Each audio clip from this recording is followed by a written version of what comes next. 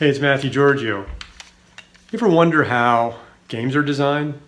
How monsters and characters in games are given what appear to be intelligence?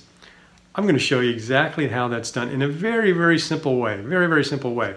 How monsters and characters are given intelligence, artificial intelligence. Although if you're an AI person, don't jump on me. This is going to be very simple method of demonstrating how this. So let me show you. I'm going to write it down in my notebook and you can follow along.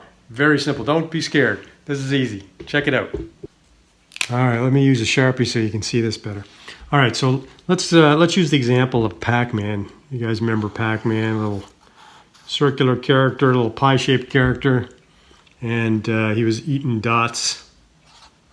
And every once in a while, he'd encounter these ghosts that wanted to eat him. Right? So how were these ghosts programmed to interact with Pac-Man? Here's how. So the ghost would move around a maze, Pac-Man moved around the maze, and the system was constantly determining how far the ghost was from Pac-Man. How far, how close. And depending on that distance, a ghost would respond in a particular way. So some ghosts, what they would do is they would attack. They would attack Pac-Man. And some would run away. Okay? So how do we program this? Very simply, what we do is we create a list. A list is just like a bracketed list of items. Just like you see here. Attack, comma, run. It's a list of 2 items. And when the programming code was checking constantly the distance, and it would determine, how close they are. Once it reached a certain level of closeness, let's say it was, 300 pixels, the system would choose between one of these 2 options for this ghost to react in. And I'm not saying this is exactly how Pac-Man specifically was programmed to work, I'm just talking in general here. So in this example, the ghost would either attack or run. So how do we pick an item from this list? Well, in programming, what we would do is you just choose a random number. So we would do a random, and I'll just use to simplify this, I'll do random 2. The reason I'm doing random 2 is I'm trying to pick a random number between 1 and 2. So when I run this function, random 2, it's either going to return the number 1 or the number 2. Now notice in this list, attack is in my number 1 position, and run is in my number 2 position. Now, hardcore programmers will say this is a 0 position and that's the 1 position, but I'm trying to keep this simple.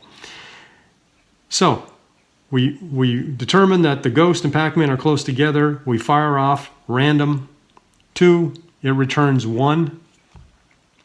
We look in our list and 1 is attack. That means the programming code now tells this ghost to attack Pac-Man. How does it attack Pac-Man? Well, it figures out the direction that Pac-Man is in, using just some simple math, and then it actually follows that direction. So that way it's now following Pac-Man.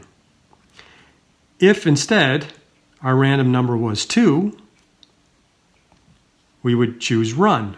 So what does run mean? Well, it means figure out where Pac-Man is and go in the opposite direction. So move in the opposite direction because now you're running away. So this simple list can work in a variety of formats. Let's say we were simulating the weather. Option 1 could be sunny. Option 2 could be rainy. And you do a random number, and if you pick 1, it's a sunny day in the simulation. Pick option 2, it's a rainy day in the simulation. Now let's expand this and make it a little bit more complicated. What if we wanted this monster to attack more often than it ran away? Well, we would create a list that has attack. I'll just use letter A for that, for abbreviation. Attack, and then run. So I have a list again but now I have 3 items. Attack, attack, and run. 1, 2, 3. So I would do a random 3. So now it's going to pick a random number between 1 and 3. If it picks 1, it's going to be attack. If it picks 2, it's going to be attack. If it picks 3, it's going to be run. Now notice we've changed the probability of this monster attacking. Here it was 50-50 chance. 50% chance attack, 50% chance run. Now we've increased the probability of an attack, in fact, to 2/3. So it's a 66.666 chance that the monster will attack and a 33.33% chance that it will run. Now, we could expand this even further. If we wanted it to be a 75% attack, 25% run, we would just add another A in here. We'd have 4 on the list. 3 of the 4 are attack, which means 75% chance of attack. So here's what's cool is we could design this as one monster. Let's say this is a really aggressive monster, but then we could also design a really passive monster, a little, scaredy cat monster. And the scaredy cat monster is going to mostly run. So look, we could have a list with a bunch of runs in it and only 1 attack. So in most cases, this monster, in fact, 80% of the time, it's going to run away because it's a scaredy cat monster. And only 20% of the time will it attack. So now what you're doing is you're creating different behaviors for different monsters and giving them personalities. The other thing you could do too is you could design, using the same list approach, how a monster reacts when they see Pac-Man, when they're close to Pac-Man. So when Pac-Man gets within 300 pixels, what's your monster going to do? Well, you could say, well, I want the monster to jump.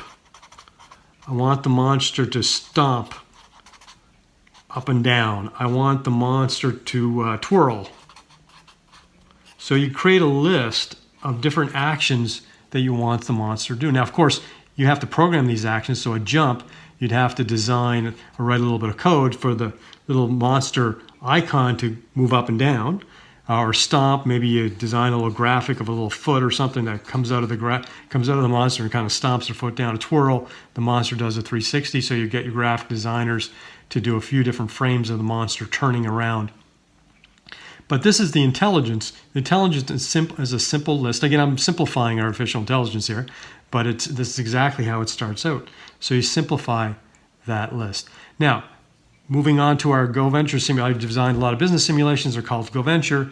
How do we apply this? Well, I mentioned the example of weather. Another thing you could apply is the example of a customer behavior. So a customer walks into a restaurant, and let's go ahead and switch to another page here. So we have a customer walks into a restaurant, and the restaurant has a menu. And the menu, where's it going to be in a list? So we're going to say a burger and a wrap.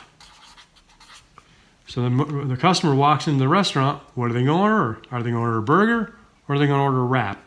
Well, if I have a list of 2 items, this is 50-50 chance. I do a random number and I choose what that customer is going to order from the menu. Now I could have this menu as long as I want. I could have 10 items, 100 items, 1,000 items. I can also have different customers with different consumer buying habits, right? So I could say, well, this customer has a greater likelihood of ordering a burger rather than a wrap. The customer doesn't eat salads, doesn't like wraps, only likes burgers. I could have a customer defined using a simple list like this as well that says they are more likely to buy a burger than a wrap. You can even build these lists dynamically as well. So rather than having them fixed, you could actually have the code build the list and define the customers in real time. So every customer that comes in has a completely different personality or buying behavior.